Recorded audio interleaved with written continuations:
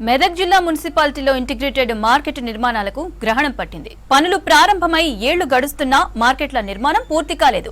రోడ్ల మీదే వ్యాపారం చేయాల్సి రావడంతో వ్యాపారులతో పాటు జనం ఇబ్బందులు పడుతున్నారు.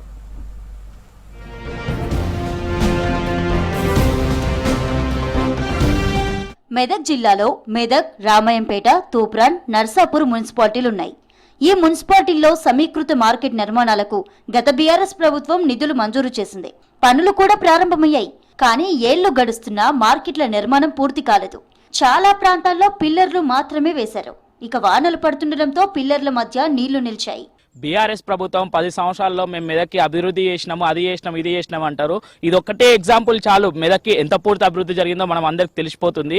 4.5 కోట్లతో ఇంటిగ్రేటెడ్ మార్కెట్ కడతాము. అక్కడ ఇబ్బంది జరుగుతుంది. మార్కెట్లో ఇప్పుడున్న ప్రజెంట్ మార్కెట్ జేఎన్ రోడ్లో చాలా ఇబ్బంది అవుతుంది. ట్రాఫిక్ ఇబ్బంది అవుతుంది. కూరగాయలు కొనుక్కోలేకపోతున్నాం. పెద్ద ఎత్తున 4.5 కోట్లతోటి మేము ఇక్కడ ఒక మార్కెట్ పెడతామని చెప్పేసి బిల్లు తీసుకోవడం జరిగింది. అది స్థలం విషయంలో బీఆర్ఎస్ ప్రభుత్వం పూర్తిగా విఫలమైంది.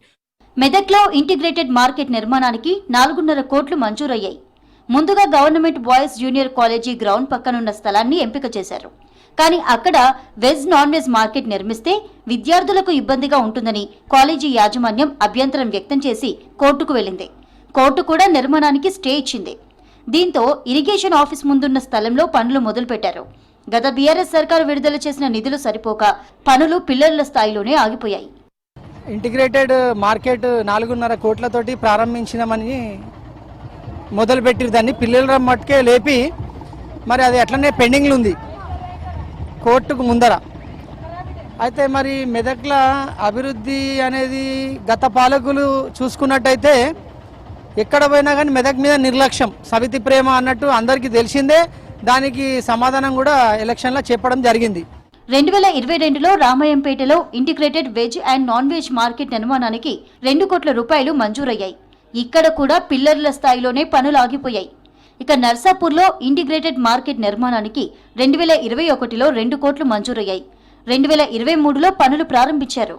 అయితే 2 కోట్లు సరిపోవని మరికొన్ని నిధులు కావాలని ప్రభుత్వానికి ప్రతిపాదనలు పంపారు. డబ్బులు విడుదల కాకపోవడంతో నర్సాపూర్లో కూడా ఇంటిగ్రేటెడ్ మార్కెట్ పనులు మధ్యలోనే ఆగిపోయాయి.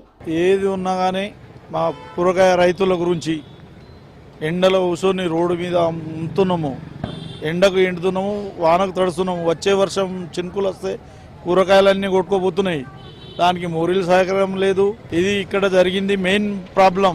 అమ్మే కూరగాయల వాళ్ళకు లేడీస్ కానీ మగవాళ్ళు కానీ బాత్రూమ్కు ఏటైనా లేటింగ్ వెళ్దామన్నా బాత్రూమ్ కూడా లేదు ఇటు. అది దయచేసి చేయించగలను. అది కట్టేది ఈ మార్కెట్ అది తొందరగా కట్టిస్తే మేమందరం అక్కడ కూడా వెళ్ళి అమ్మవచ్చు. ఎంత తొందరగా కడితే అంత మంచిగా ఉంటుంది. మెదక్ జిల్లాలో త్వరగా ఇంటిగ్రేటెడ్ మార్కెట్ల నిర్మాణం పూర్తి చేయాలని కోరుతున్నారు జనం.